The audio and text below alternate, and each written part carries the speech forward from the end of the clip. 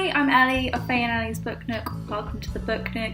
Book Nook's a bit different this week because there's no books and there's no bed. I am dog sitting, so if you hear pitter patter, a little pause in the background, that is Inca and Mocha. So this week I am doing a review of Nyxia. I'm going to say this right from the top, I don't know how this word is said.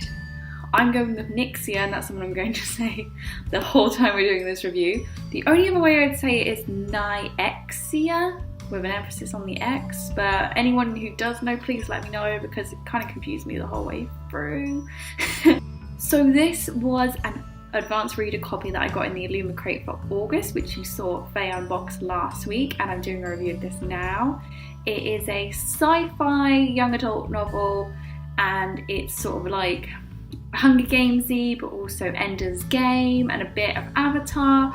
This is about 10 teenagers who are taken on a 6-month journey to the planet of Eden, which is home to a indigenous species and also home to a mineral substance known as Nyxia, and it's basically the bee's knees. It's just pretty awesome. It was kind of like advanced Play-Doh. It could like make different shapes, but it also had a psychic connection with the person using it.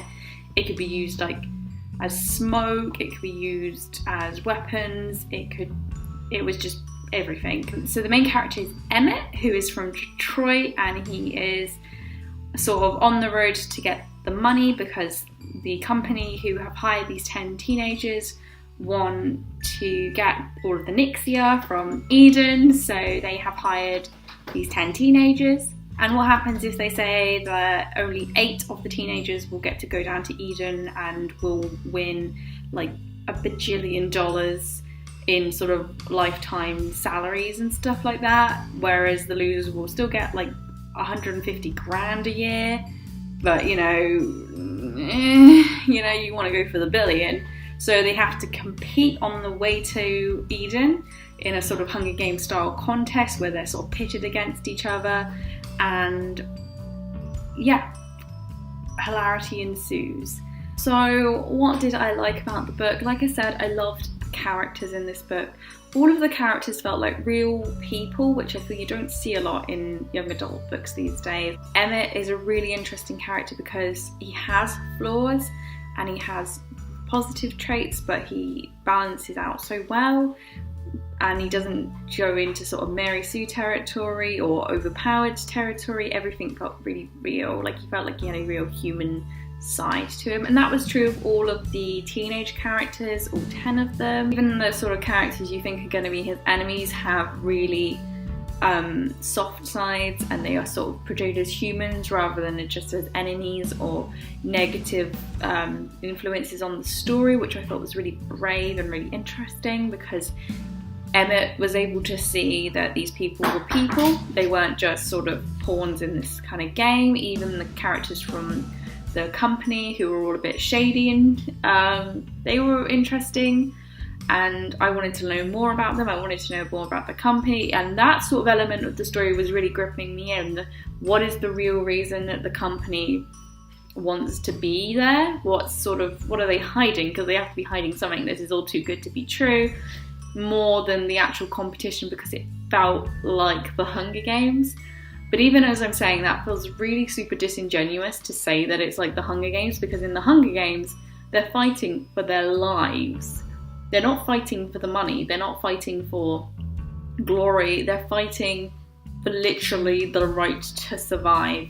And that is why it's shocking in the Hunger Games. Whereas in this, they are literally fighting for just money. Whilst all the characters are poor, and it's an interesting commentary on the way that the rich treat the poor when they need them to do things for them, it's not the same impact factor as the Hunger Games when you're like reading these books about these characters who are being forced to fight to the death, not just in competitions where they don't die, but to the death for their right to survive, rather than for a bit more money than they would get just by being there and not winning the competition. So I said that it was the Hunger Games versus Avatar versus Ender's Game. The Ender's Game part comes from the sort of the fact that everything is like simulated, and they're sort of training and stuff like that, and there's sort of there's like a nefarious element going on here.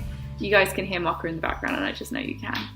but just ignore her. Whereas the Avatar part comes from, you know, there being this like super substance that's just amazing for no given reason, and then, you know, the USA, as per usual, is like, well, we're just going to take all that because we love taking resources.